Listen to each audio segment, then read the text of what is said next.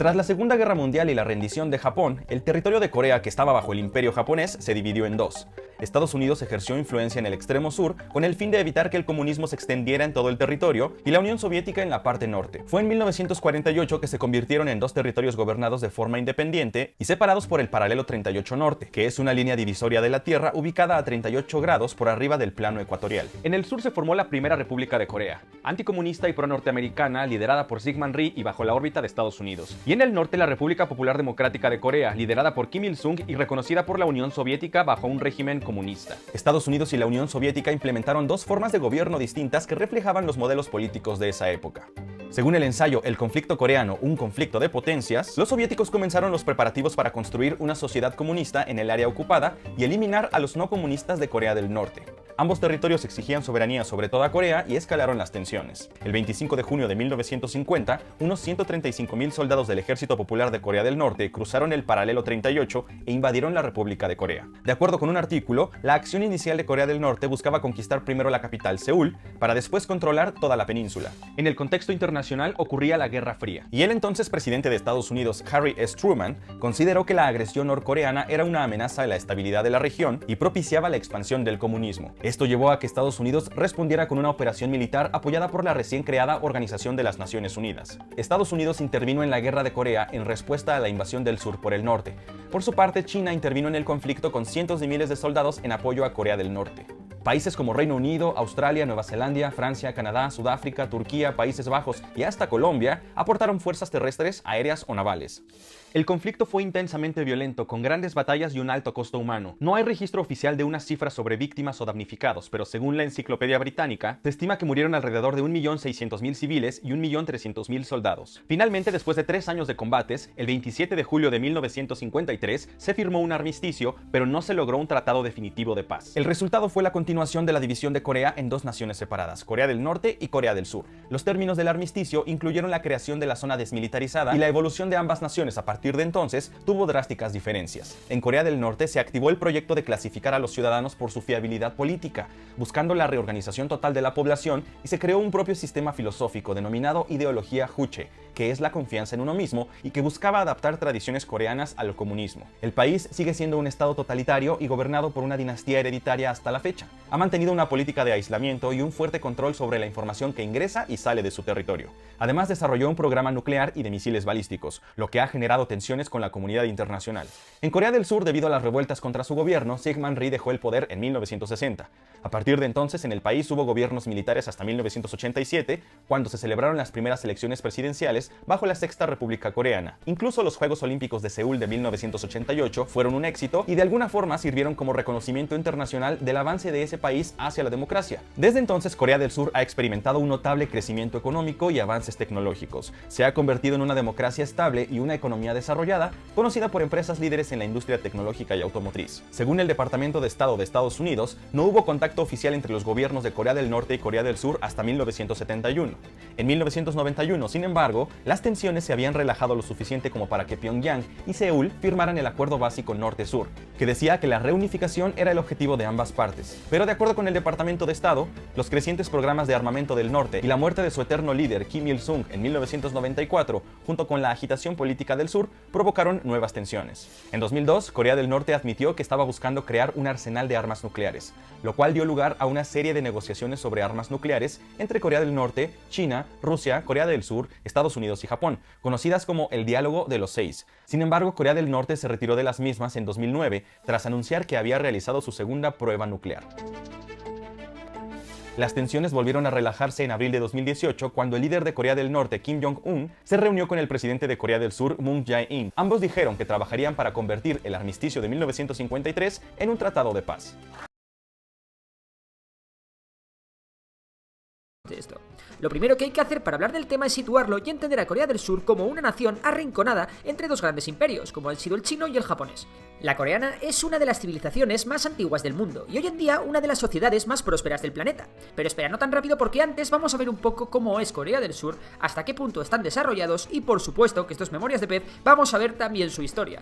Para empezar, Corea presenta una población de 50 millones de habitantes, en una superficie llamativamente pequeña. Para que os hagáis una idea, su territorio es 5 veces más pequeño que España, por lo que la densidad de población es altísima. Corea tiene hasta 7 grandes áreas metropolitanas, como son la de Busan o Daegu, pero es que hay una que destaca por encima de todas, su capital, Seúl, donde residen unos 25 millones de personas, sí, la mitad de su población. ¿Pero por qué hablamos del gran milagro económico surcoreano?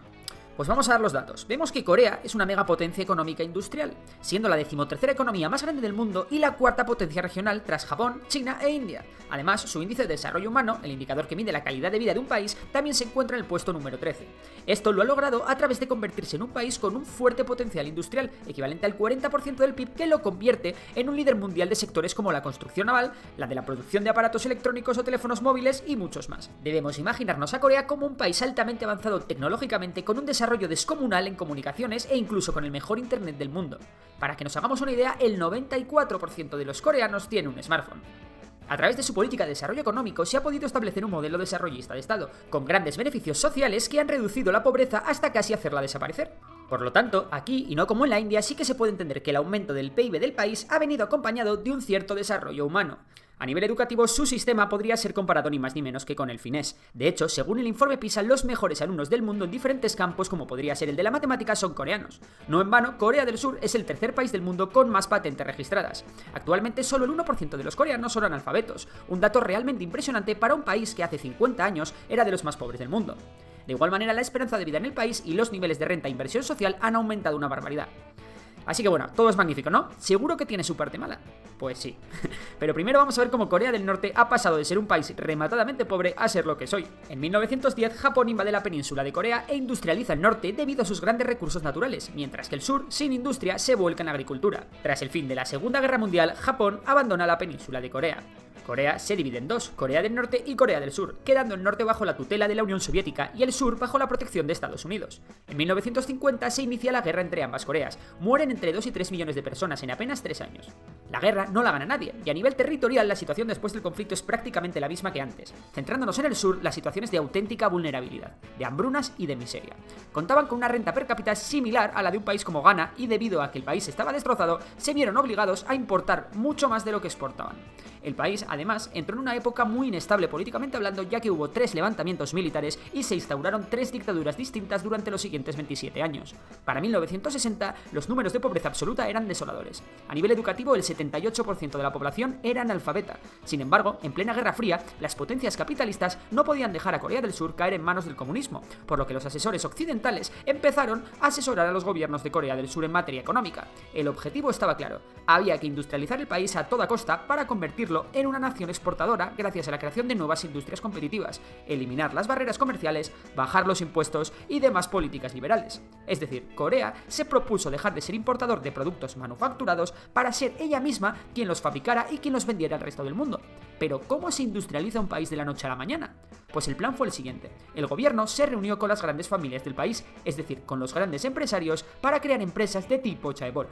Las chaebols son grandes conglomerados empresariales que abarcan todos los sectores de la actividad industrial y de la actividad comercial. Se caracterizan por ser un modelo empresarial de tipo holding, basado en un alto desarrollo tecnológico y con una posibilidad de crecimiento espectacular. Para hacerlas crecer, estas empresas contarían con un fuerte apoyo institucional, con beneficios como reducciones fiscales, condonación de deuda y también tendrían un gran apoyo financiero. Actualmente, 10 de estas grandes empresas producen el 40% del PIB nacional. Los frutos de estas políticas comienzan a ser visibles a partir de 1970. La primera consecuencia de la creación de este tipo de empresas fue un éxodo rural masivo a las ciudades, ya que los campesinos muy empobrecidos se vieron obligados a emigrar a las ciudades en unas condiciones un tanto pésimas, con salarios bajos y jornadas semanales de hasta 68 horas. Esto ha producido un desarrollo descomunal de las ciudades, formando así grandes áreas metropolitanas. Todo ello, a nivel medioambiental, ha tenido terribles consecuencias. Hablamos de una inmensa deforestación, crecimiento exponencial de la contaminación en las urbes y la pérdida de infinidad de ecosistemas distintos que tenía el país.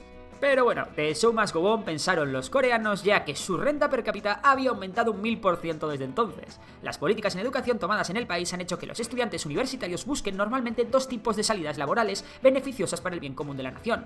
Es decir, o trabajar para el gobierno o hacer lo imposible para acabar en una de estas grandes empresas de algún gran conglomerado. Se ha instaurado en la cultura coreana la idea que entrar en uno de estos conglomerados es el mayor éxito al que uno puede aspirar, ya que te garantiza cierta estabilidad y buenos salarios en comparación con las pequeñas y medianas empresas. Pero de los los perjuicios es el tema de las pymes. Los chaebols, al sustentarse en el holding, hacen que las pequeñas y medianas empresas, que generalmente son proveedores o dependen directamente de las chaebols, queden a merced de estas. Está claro que los conglomerados han servido de motor de crecimiento económico rapidísimo para el país, pero no han traído consigo una mayor equidad social.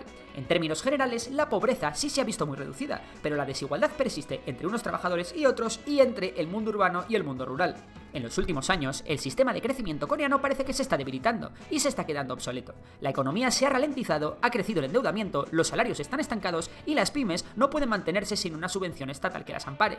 Además, los grandes conglomerados están empezando a deslocalizar su producción a países como la India o México para no perder rentabilidad. Es decir, el país se ve obligado a diversificarse en un tiempo récord, ya que la economía con la que han crecido tanto es demasiado dependiente de muy pocas empresas, y para colmo, estas están pirando del país.